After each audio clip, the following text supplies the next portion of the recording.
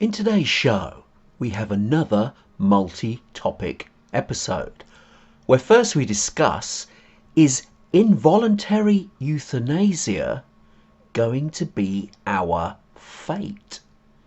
And secondly, we discuss, is your partner's sexual history actually important?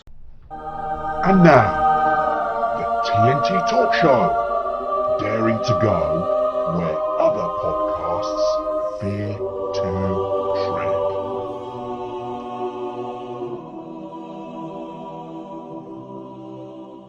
Hello, I'm Tony Fasulo, and I share the stage with my esteemed friend and colleague, Tayo Baya.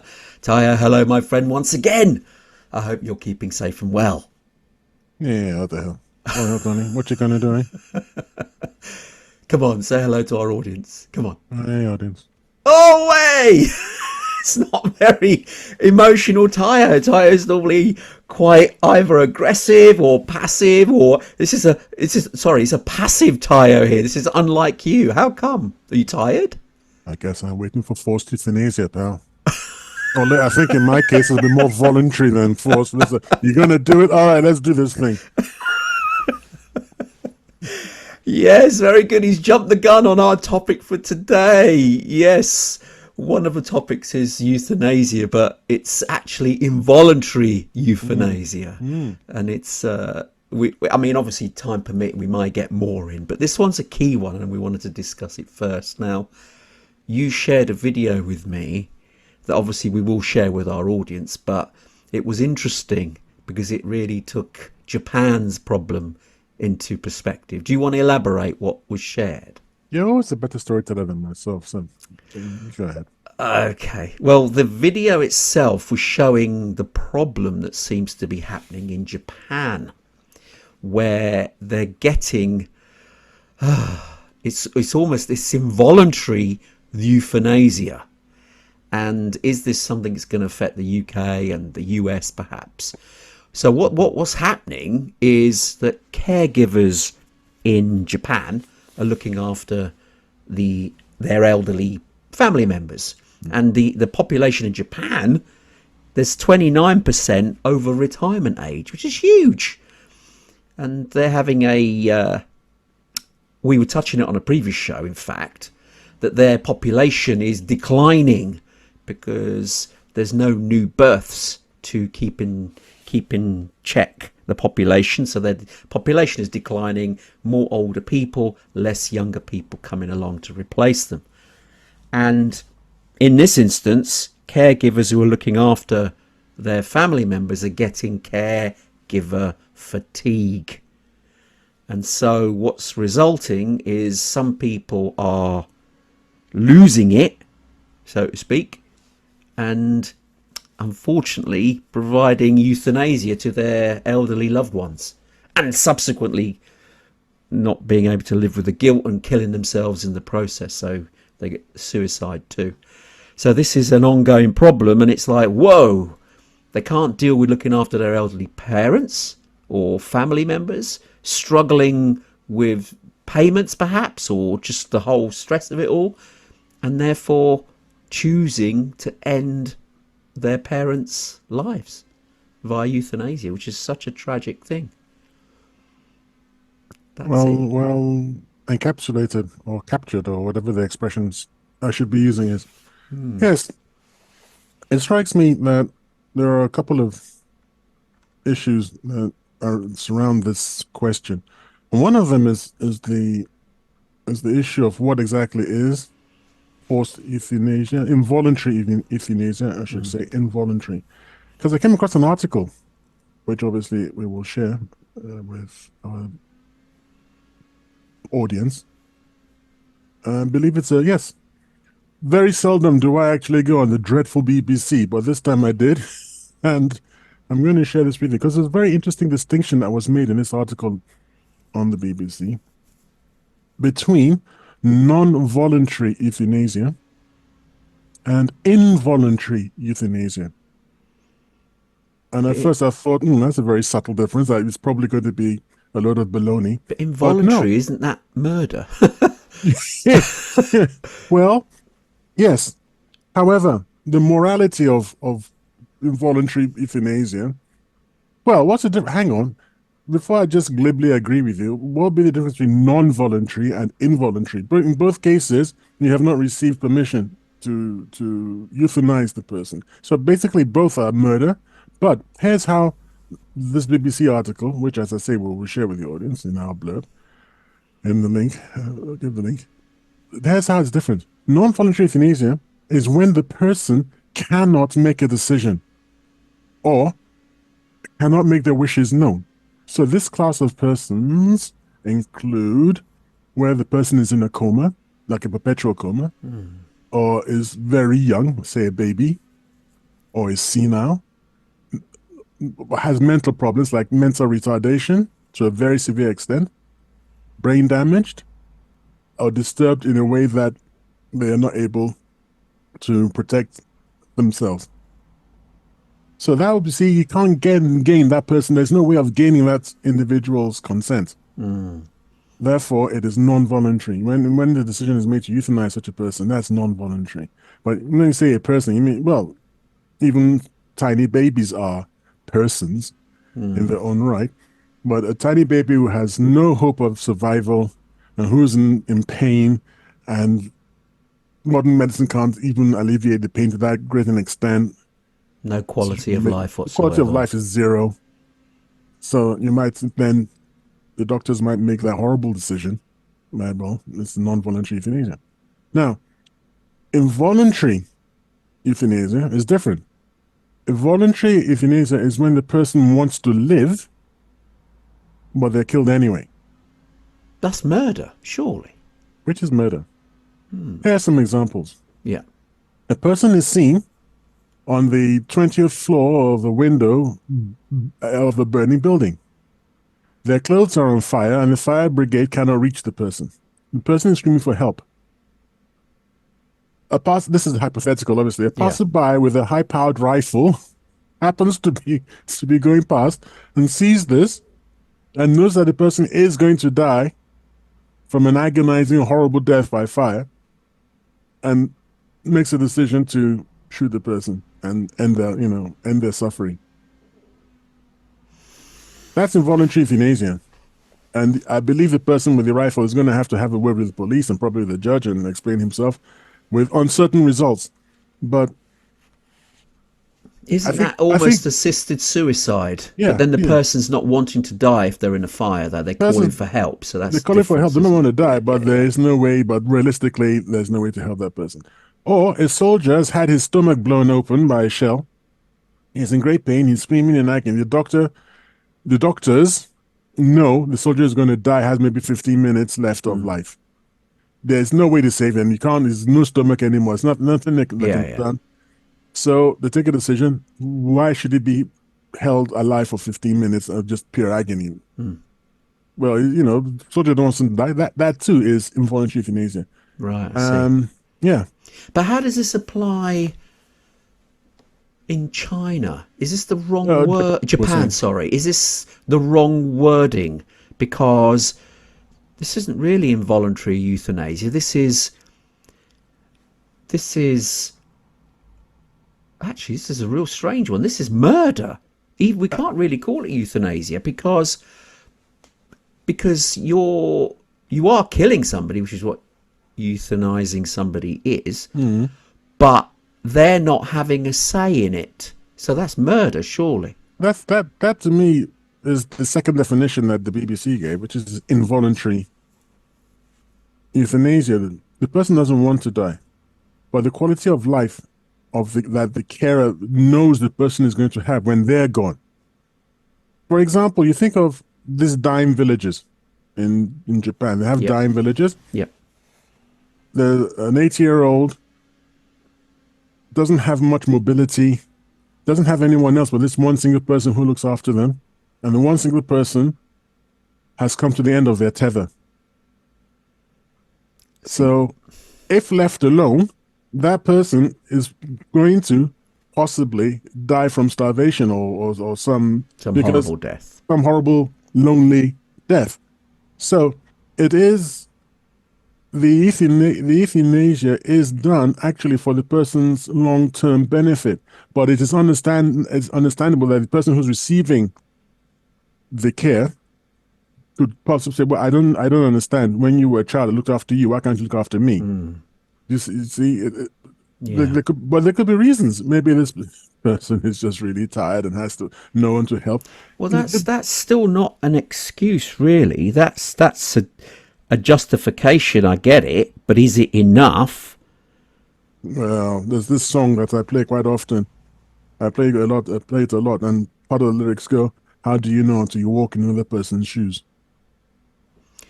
Well, It's you very, don't. very, very easy to sit in judgment, but until you've done the years and years of dragging and holding and until you're in that person's shoes, let's, I don't want to go there. I feel we can't. I mean, nobody wants to knock off their parents or grandparents. No, Nobody no, no. wants to do that. And the mere fact that in many cases they commit suicide afterwards themselves. Yes. In so many cases, I think that attests to the fact that it was something that they just felt that they had to do. It might have been the final acts of kindness, and I mean, they might even know that they're going to have to. It's like a murder-suicide situation that they know they're going to have to follow. So it's a very brave, in those circumstances, extremely brave. The thing It's a you should ask is, why is their society built in such a way that these things are necessary? And obviously, it's a number of children. They don't have large families. In Africa, but I can't speak for Africa. I would say in Africa. In Nigeria, I'm familiar with Nigeria. I'm not familiar with the rest of Africa. In Nigeria, we have extended families. Yeah. So grandma stays home and grandma and maybe granddad, I don't know, usually grandma stays home, looks after grandchildren. But in a funny way, the grandchildren are looking after grandma too. Yeah, they are. Of course they are. It's a symbiotic relationship. And then the grandchildren are, grandma famous for, hey, go over there and fetch me this, go and do that, go and do this, all this sort of thing. But at the same time, you do have a responsible adult in the house. Yes. And then when it gets a little bit too much for grandma, the cousins show up and things. So there's always somebody around. And Yeah. Because the extended family is because the extended large. family is the what's the one I'm looking for? Is the care. Yeah. Is the care structure. But in so-called advanced countries, let me use another word, in industrialized countries, we have far smaller families, and basically you're on your own. And that can be a real problem. There's also, going back to the Japan instance, there's also an element of guilt that's within the population, if I can use that term, because they have a family structure called filial piety. That's a new one. Yeah. And that's obligation of children to care for their elderly parents. And that's everywhere, isn't it? Not necessarily, because in this country, we don't really have that to the degree that they do, because in Japan, even though they have a elderly care system which you pay for, it's seen as shameful if you put your parents in a care system. It's your duty as a child or with elderly parents to look after them. And because of this filial piety emphasis that children are obligated to look after their parents and elderly family members, because it's a societal thing. So if you don't, even though the facilities are there, it's a guilt thing. You're frowned upon by society because you're not doing your obligation and your duty to your parents. Hence, they have this problem where they have caregiver fatigue, that they feel they have to look after their elderly parents. They can't give them to the state because it's then viewed poorly on them. Whereas in this country, let's be honest, most people don't care that much. Yes, they care about their family, but if they're in a care home, so what? And so that societal obligation isn't really there. It's spoken of course. We should care for our parents, and yes, but it's not drilled into everybody where it's a duty or obligation to do that. It's more an obligation to make sure your parents are okay. But if that means they're in a care home, so be it. They're okay in a care home. So the burden of looking after them is managed by somebody else, but they may look for funding in order to do it. So I'm not sure that this problem that Japan have got crosses over to us in the UK and other so-called civilized Western cultures, because they don't have this societal obligation to look after their elderly parents as the Japanese do. I've just remembered something, and in Canada, I remember mentioning this in passing, I believe. I mentioned it in passing, because you just said something that's interesting. You said you don't think that it's crossing over here. I think you're being a little too, what's what I'm looking for? Blasé. I'm generalizing, sure. No, blasé, meaning that you just think, it's not going to happen here. No, I didn't quite say that. I'm sure I didn't say that. I don't think it's quite as big a problem. As big a problem. I think it's a problem, and it's becoming a bigger problem. And if we're not careful, it will get to be a huge problem. And we'll move away from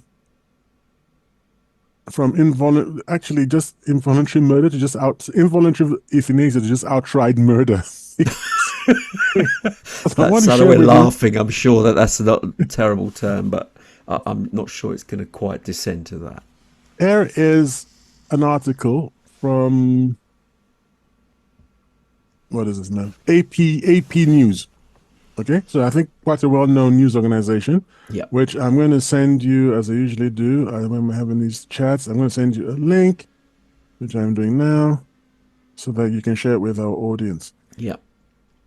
And here is the story of an Alan Nichols, who had a history of depression and other medical issues.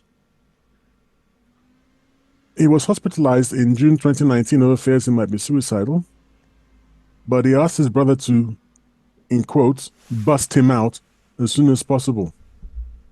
Bust him out of what? A care home, you mean? A care home. Interesting. Because I believe that he was frightened that they were going to assist him with his suicide. Okay. Rather than protect him from it. And it's gotten to the point where experts, as you can read in this article, I hope you can read this article. It's gotten to the point where activist lawyers and so on and so forth are very worried that doctors are increasingly reaching for euthanasia as a solution to people's problems. I will be able to find it in time for our publishing this episode. I do remember that, and I think I spoke to you about it, that one person was facing, the doctor's advice was, well, maybe you should just think about assisted suicide because they were broke. Just because they didn't have money. Yeah, but that's because euthanasia is legal in that country, and that's probably why they're using that as an alternative. Now, we've spoken on other episodes of our show regarding euthanasia and whether it should be brought in, and I think in the past I can't remember now whether we both were for or against it. Oh, I've always been against it, so I can't be for I think I was a little bit for of it. Now I'm against it, so I have changed my view. I said it was the thin edge of the wedge. Yeah. That we were heading towards Soylent Green. Do you know what Soylent Green is? You did mention it, but I can't remember. If you want to elaborate for the benefit of our listeners Green as well as me. Was in a film with Charlton Heston. Now, I don't remember the name of the film. I'm sure people are screaming at the whatever the medium. Tayo never remembers anything. He keeps bringing up these things, so he can't remember anything. Well, I just told you it's called Soylent, Soylent, Soylent Green. It was Charlton Heston and a very great actor who started off in the 20s and 30s as a gangster. I can't remember his name now. and he had to investigate where this soil and green was coming from. For some reason, he had to investigate where soil and green was coming from. And I think one of the great lines in the movie, and I may paraphrase because I'm not sure I remember the quotation, was, oh God, it's people. Soil and green is people." So they got to a society where people were being recycled as soil and green, which was a free and easy food for people to obtain. I think it was actually free. We could just obtain soil and green, and it was very healthy. And But it was cannibalism, in other well, it words. was cannibalism, because people just reached the people in that universe, in that world. Yeah. People were themselves resources, and the first step towards that, in my opinion, is euthanasia. We start seeing people as being a nuisance when they're alive, instead of being people that need help. So if you start seeing people as a nuisance because, well, you're broke, what are we supposed to do? Look after it? Well, yeah, that's what social care is for. But we think to ourselves, no, it's a lot easier if we can just shuffle you off because we need the money for weapons. You see, the thing is, though, it goes against what you're believing and what you blame against, because euthanasia, strangely, isn't really. I know it's a choice for people to end their lives without going through the hassle of pain. That's euthanasia. That's pure euthanasia. Yeah, that's right. But normally that's something that liberal countries shouldn't really apply, because liberal countries want to help people and ease their pain throughout their life, whereas less liberal countries would have that adopted strategy of, well, you're not any use to society anymore, we don't want to spend money looking after you, so hike off and get yourself euthanized so that we can utilize the resources elsewhere. So it's a strange one where you're saying liberal societies would do this sort of thing, give people the choice, which is one thing, but secondly, they wouldn't want to instigate it because you'd want to care for people and not bump them off. That's not true, because, for example, in our so-called liberal society, we understand that there's a problem with NHS, National Health Service funding. So yes, we want to help, but in a situation where someone has got a terminal disease and is in pain and is costing the state money, then I'm sorry to say that the logical thing, if you're just going to be coldly rational like a Mr. Spock, like a Vulcan, you're going to be coldly rational about it. You just go, well, really, if you do want to take the euthanasia route, we'll be more than happy to help. Now, we're not yet at the point where we're saying, listen, you're in pain, it's terminal, there is no solution, there is no hope of a recovery, therefore we are going to euthanize you whether you like it or not. My point is that we are at the first stage, which is, well, we're approaching the first stage, which is where we say, if you want to receive, you can. I mean, you can't right now in the UK, thankfully, but you can fly off to Switzerland or something, can't you? Switzerland and do it, yeah. And but the thing is that you're not far removed from the position. I think in a way the government is actually happier. I wouldn't say that's a word to use in this scenario, but they don't have to bring in the legislation for euthanasia. But if people choose to go to Switzerland, that's up to them. So it's almost like the problem's not ours now. We don't want euthanasia, let them choose. But let's go back to this topic itself. I don't want to steer too far away. This caregiver fatigue for euthanasia, because euthanasia in Japan is illegal, but assisted suicide isn't explicitly prohibited as far as I've found. So it's a grey area. So assisted suicide and involuntary euthanasia, they could be blurred, because surely if somebody was at the end of their tether, they could say that the person wanted to be euthanized as opposed to them involuntarily euthanizing them because they couldn't cope. Do you see what I mean? The elderly person realized that the caregiver, who was and is a loved one, was struggling and said, look, to help you, just help me pass away.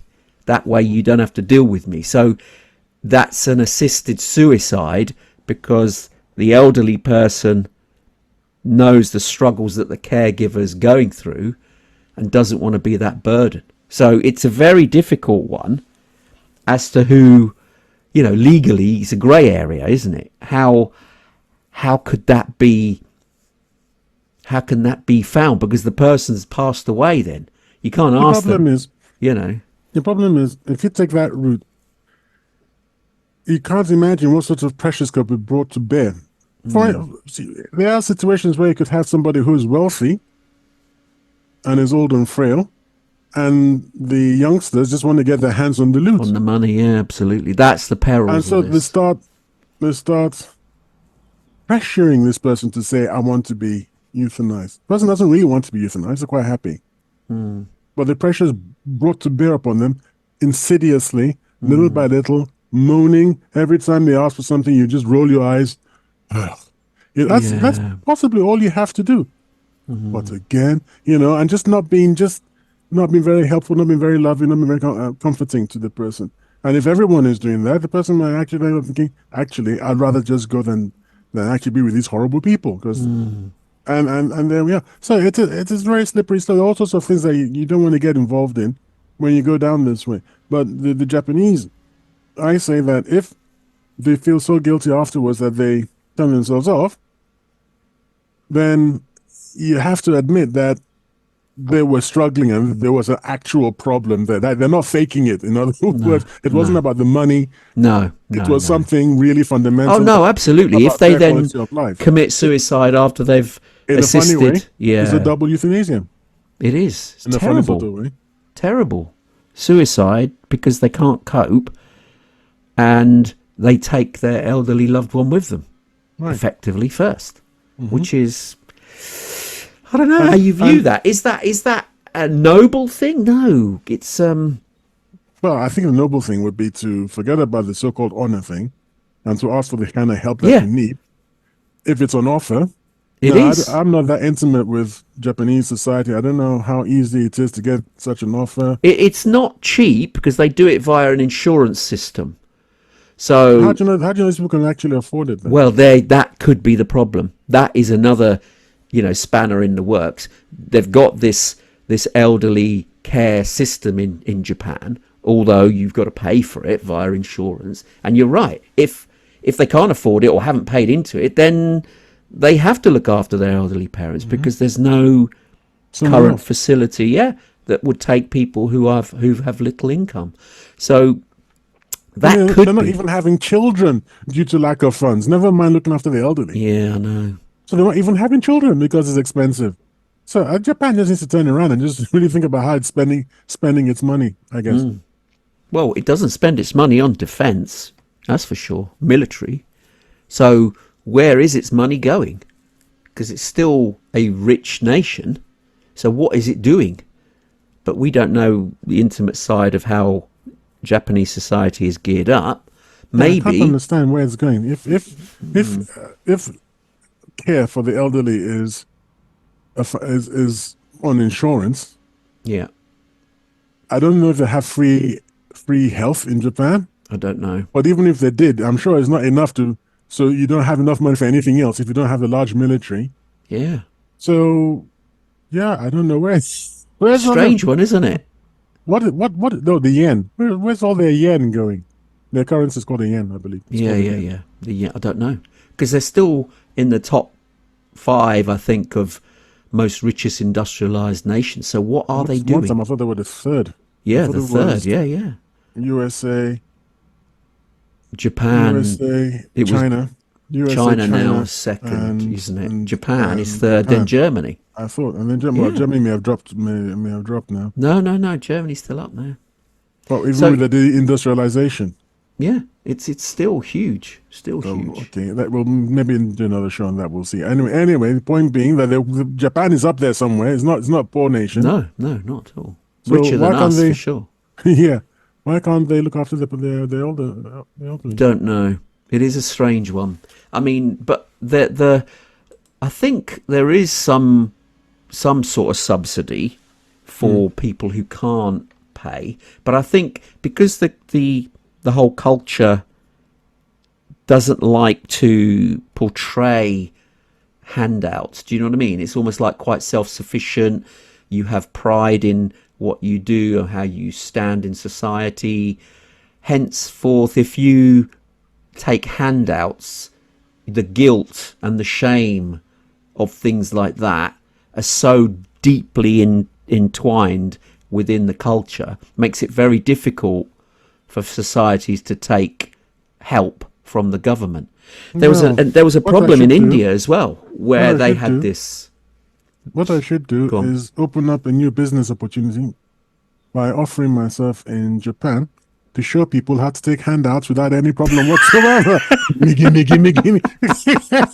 More, give me more. Yeah. I think I make a killing now. It's a cultural thing. I mean, India, sorry, I was going to say very briefly, India had this problem in some of the poorer areas of the country, because in India, in some of the really rural places, they were having problems where young girls were getting raped.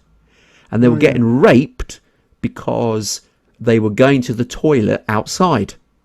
And whilst they were in the process of going to the toilet, they would be apprehended by people, you know, in the bushes and raping them.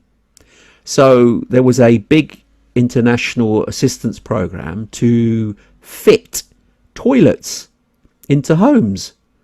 And they got funding from abroad because they thought that this was a big problem. And the toilets would be fitted for free, but people wouldn't take them because they thought they were getting a handout that came from the state. So they would be deemed within their community as poor. And even though they were poor, they didn't want to give that impression of being poor. It's a status thing.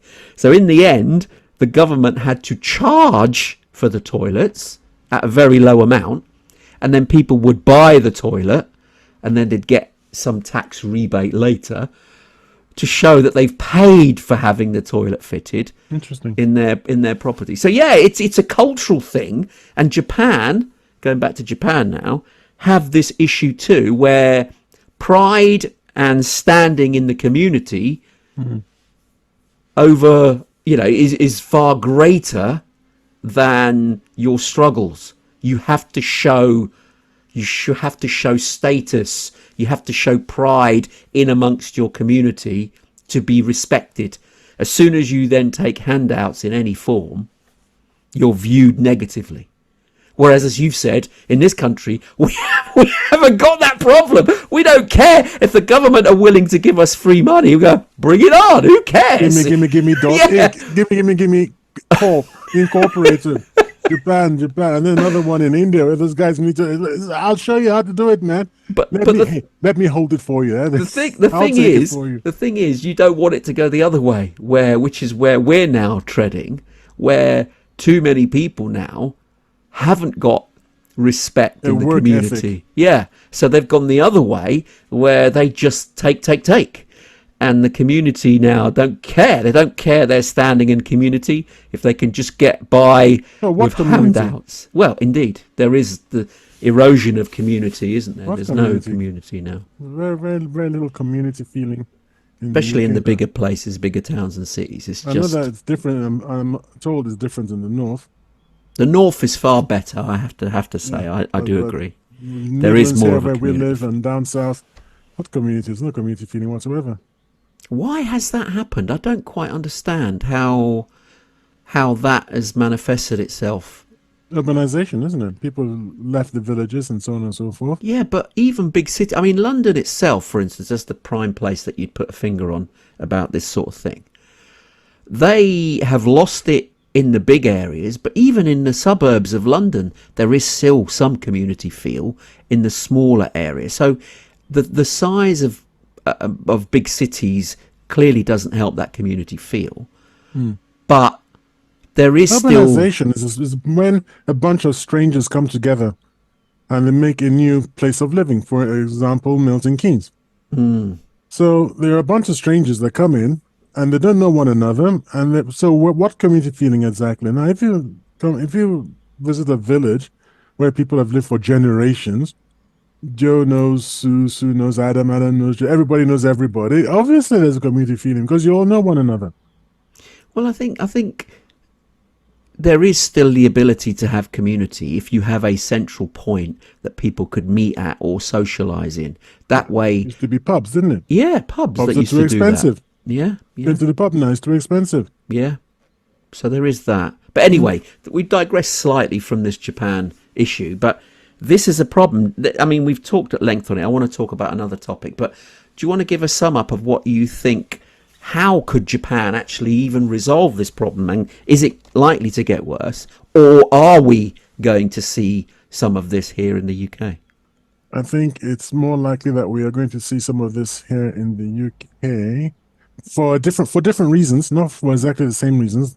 That we do have to guard against involuntary and non-voluntary euthanasia. Well, non-voluntary euthanasia is a different problem. Involuntary euthanasia, we have to guard against it. The Japanese, it seems to be a cultural problem, and how do you address a cultural problem can only be through education. That's all. That is the only thing that can handle it. You just have to educate people and say, look, if you need help, you're going to have to ask for help, and it's Don't be too proud to not ask for it if you're proud enough to kill yourself and kill your loved one, but real pride should be swallowing your pride to ask for the help so that you can keep everyone alive. Indeed. Maybe sell it that way, and so that's the real pride that you have been able to ask for help. Indeed, indeed. No, I echo that. I think that's a good approach, because otherwise they're really going to get into serious problems. And even so now, their population is aging. 29% I'm hearing over 65s in China. That's In Japan. In Japan, why do I keep saying China? I don't know. And they don't want foreigners either. No, I know. Not prepared to take foreigners. The South Koreans, I believe, are quite happy to go over there to work, but they won't take them. No. Amazing, isn't it? Although South Korea have got their own population crisis as it is, so Yeah, but I think they earn better in Japan, though. quite possibly. Okay, let's move on to another topic. Now, this one here is an interesting one. It's more a moral question. And is your partner's sexual history important? Now, you raised this one. Why? What do you want to discuss about this one in particular? Well, I differ from a lot of my MGTOW, MGTOW, men going their own way, and red-pilled communities, because a lot of them place a lot of emphasis on bodies. Now, that's a short term for body count, That's awful. and body count is the number of sexual partners a woman has had. Why just a woman? What would it? Why is it different for a male, for instance? The analogy that is given, or is it an analogy or a metaphor? I'll have to figure that out after the show. I'm going to use an analogy. The analogy is this, and I'll ask you, what do you call a key that can open any lock? A master key? Yes. What do you call a lock that can be opened by any key? Broken. Well, So a man that can sleep with many women is a master key. A woman that can be opened by any man is just broken. that's a terrible metaphor. It might be, but that's very accurate, and that's the way that human society has always viewed it. And the reason is, of course, that in the evolution of our society, not of our species, of our societies, we realize that a man has to be sure that the offspring for whom he is slaving are his, not someone else's. Now, if he cannot be sure of it, there's no good reason for him to extend himself for the offspring, which is what is happening. I'm sorry to say, because I'm black, I believe I can say, I'm sorry to say that's what's happening in Black America today. The men just don't hang around. I'm not sure whose kid it is. There's all sorts of issues. The result is a broken family system and a horrible society. So in real life, factually, forget about opinions, forget about virtue signaling and all that. There is a reason why a man who sleeps with many women is a master, and a woman who can sleep with any man is just found Anyway, so this issue for me is wrong. I don't agree with it. I actually disagree that a woman's body count is sort of irrelevant because the past is in a way irrelevant to a degree, and it's certainly not the degree of attention that MGTOW and red pill people, men, pay it.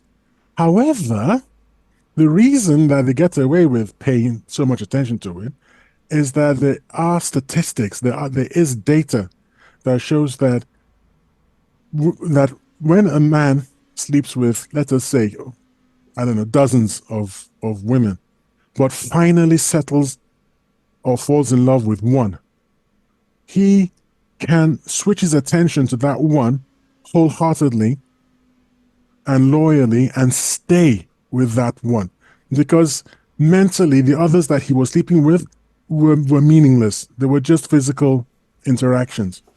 Yeah. Women, however, are different. They are fundamentally different, and for them, they are not like men. There is always an emotional attachment, even no matter how slight it is. There's an emotional attachment with their sexual partners, and the more of them they have, the less they are able to form a meaningful attachment, a long-term attachment with their chosen partner in the end. So this is what the red pill people say, that if you look at the data, this is what it actually shows, that the more partners a woman has had, less she is able to meld with an eventual partner, and she'll probably end up alone because she just can't form emotional attachments any longer. Men are not like that. Men can sleep with hundreds of women and then form an emotional attachment just to one woman because that's how we're built. And would I mean, sorry, but I Go hope on. you can share some information regarding this, the stats that you allude to. That they allude to. Okay. I'll look for it. Yeah. The thing is, surely if you can turn that on its head, because obviously there's some men who have been with many partners, then they're used to that way of behaving. So if they do settle down, isn't there a bigger risk of them just continuing that same behavior because Apparently it's not. what they were used to? Apparently not. Apparently, let me put it like this: it's very unlikely they will settle down. It's not likely that such men, we call them the 10%ers, okay? The alphas, the 10%ers. This comes from the TikTok, no, from the Tinder generation. I didn't see when you reached for that bottle. You didn't see what I I didn't see, no. I mean, I looked up and suddenly had this thing stuck in my brain. What's going For on? our listening audience, I've just that you can't see, I've got one of these little Slurpee bottles to keep myself topped up with water, and it is just water here. And Tayo just looked away briefly, and I just made a grab for it. So the next minute, I've got it at my face, and he's looking at me with this thing. Because I thought it was like What, an inhaler or something? Having what the hell? What's going on there? Oh, okay. Like that. So yes, from the Tinder generation, the Tinder, you see, apparently 80%. God, I always get it wrong. 80% of women chase 20% of men. The top 20%. Yeah. So if you don't look like that, if you're not lucky enough to be in that set, that 20% of looks, you don't get a lot of attention, right? And then the 80% of them, let's say that a lot of them are, if on a scale of 1 to 10 in terms of attractiveness, a lot of them are 5s, let's say, or 4s, not very attractive. But they end up with one of these 20% people, one of these 10%ers. They end up with them on a date or for or a few dates, and they think that they're entitled to that. They think that, hey, I was able to get a 10%. I'm able to get 10%. Yeah. He's just using you, pal. That's not really, you're batting above your average, okay? You're playing out of your class. But they can't then turn around to accept a person from their own class. So they end up going on lots of dates with these 20%ers, feeling that they themselves are 20%. when they're actually not. Well, if they're going on lots of dates and they're Yeah. having success, surely, or is it No, because not they're really, being because used? they're being used. They've been taken up and dumped. That's why they go to the next one. They're not having women are going to Tinder to find supposedly they're not going on Tinder to find sexual partners. They're going on to Tinder to find partners. No, they're Well, going on there for the same reason as the men are. They're okay, looking for just I'm just sexual encounters. you Surely, know, if you're looking I, for a relationship, that's not the platform to go on well, because you that's say that I don't know. Have you ever been on Tinder? no. But I know what it stands for. The Tinder Well, is surely it's for non-commitment relationships. I It's don't believe it's for that's true at all. sex. I mean, there are many other social media sites that are geared for longer term relationships, but Tinder is specifically for consensual sex and just for quick and easy No, get women don't together. do quick and easy consensual sex. That's Well, not there's quite a lot that's of the them thing. that do. There are quite a few that do. Well, So, I mean, anyway, going back, that's going to be a long, a different argument. That's for the sake of this argument. Let's just assume that what these guys are saying is right. That women are actually looking for a long-term relationship. Hey, a lot of them on Tinder say, "I'm looking for something serious. I don't want time wasters." That's something that we know is on that you must have heard that is on Tinder in their profile. Looking for something serious. I don't want people who are time wasters. they're on the wrong platform. Well, you see, now you've changed. You said that they don't do it, and I'm saying that they do Well, do it no, but if that because is they true, now. I mean, I can't corroborate that comment. You've just said that that's what's happening. If they are, then clearly they're on the wrong channel. They've gone Well, on the wrong platform for. I mean, yes, they may have started out for sexual kicks, which is it's up to them. But if they're looking for longer term partners, that is not the right platform. There are better channels than that.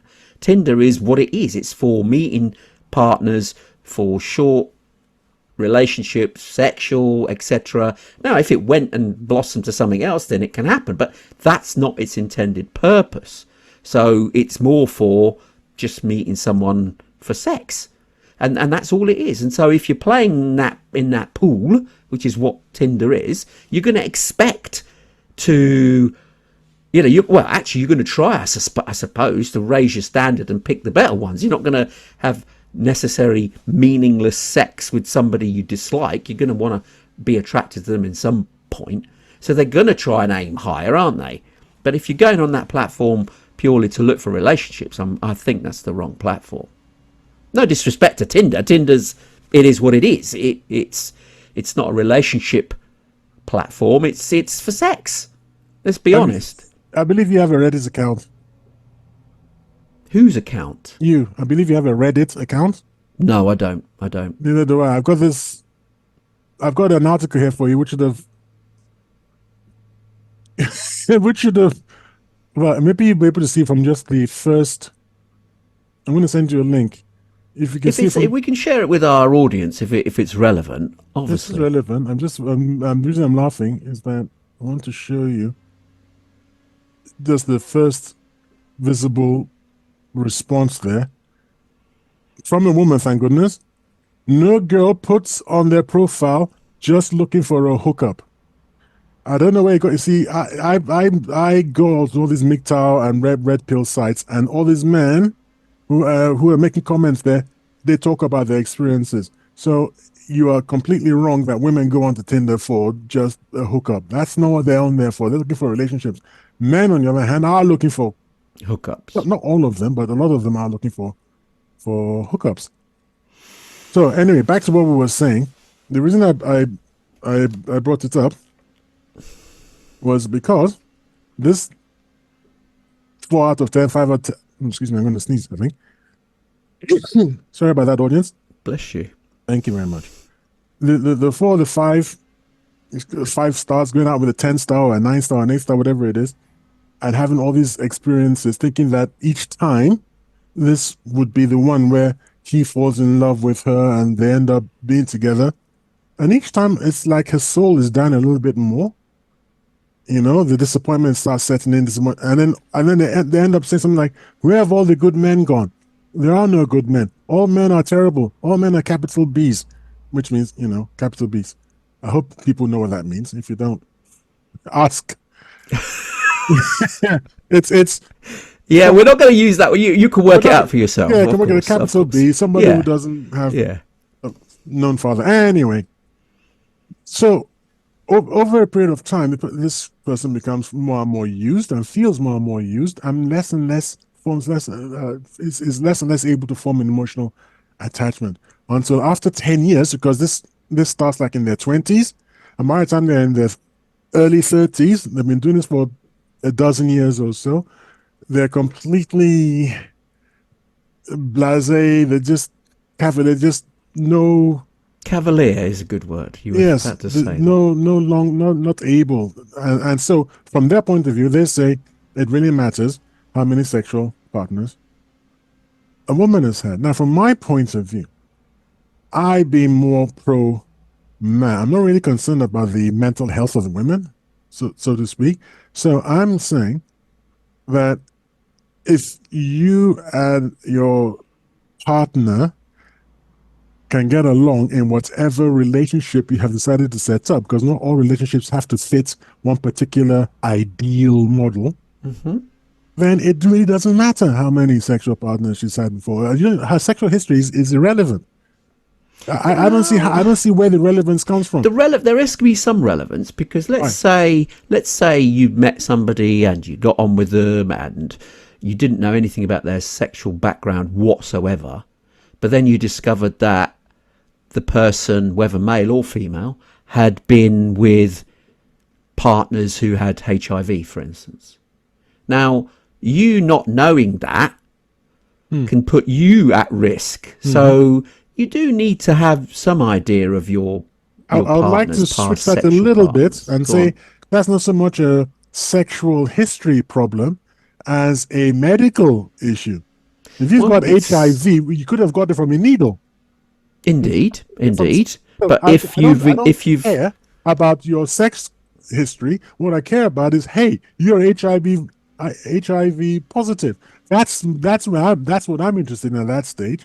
Okay. What about, there was a case, I can't remember the actor's name, but he met this lady and, he was fond of her and they started dating one another, and he later discovered that she was in her previous life, effectively, when she was younger, she was a porn actress.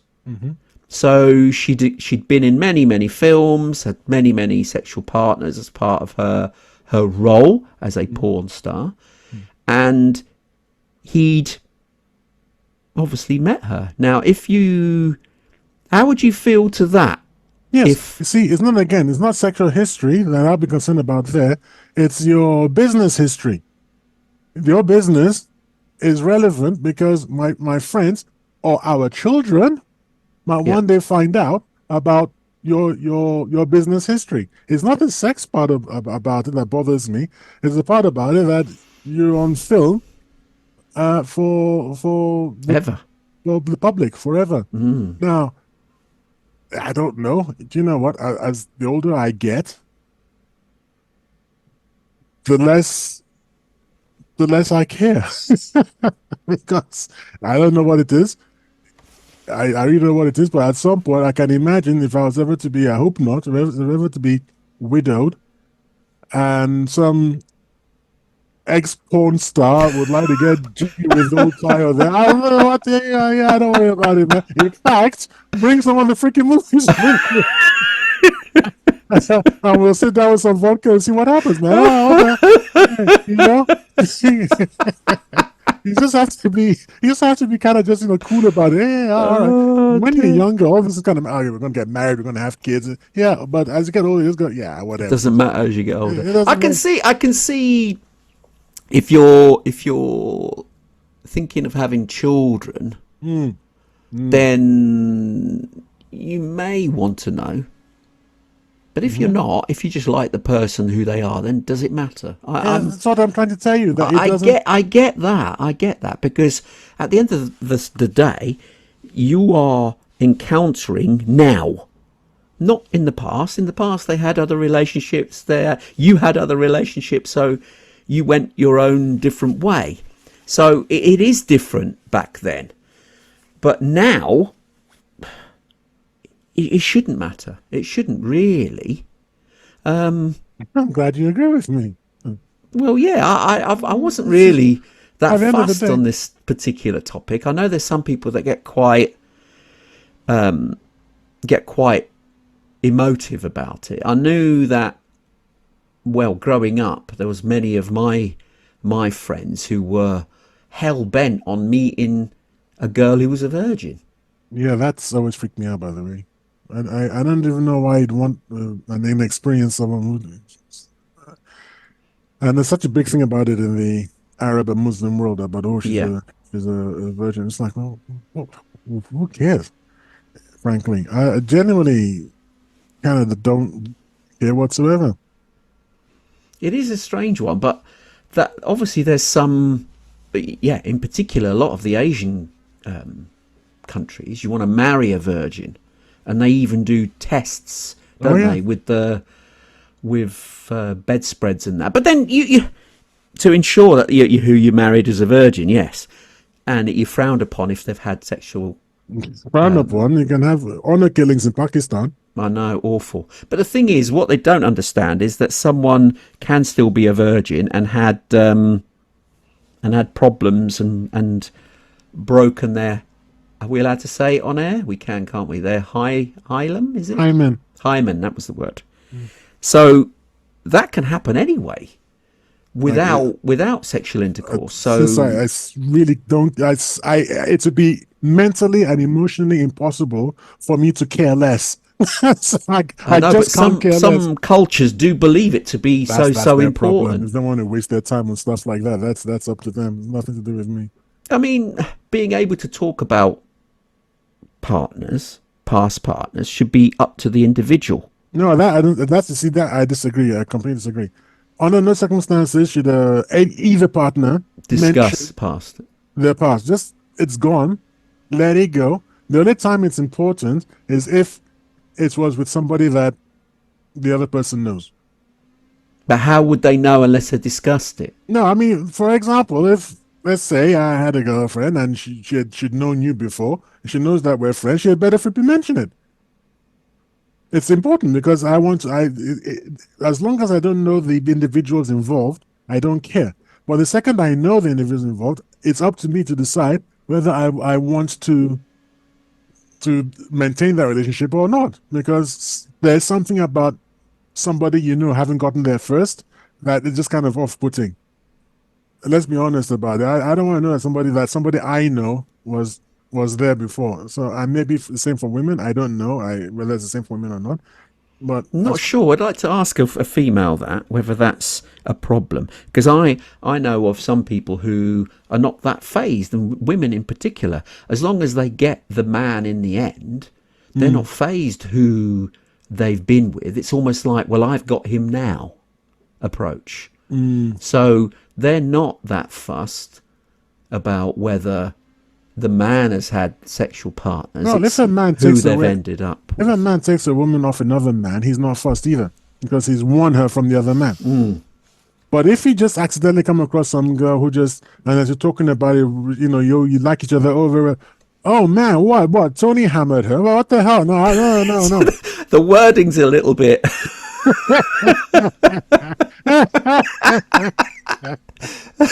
Oh man, include me out as Samuel Goldwyn. So used then to that say. means it does matter then in those circumstances. In those circumstances, it mattered.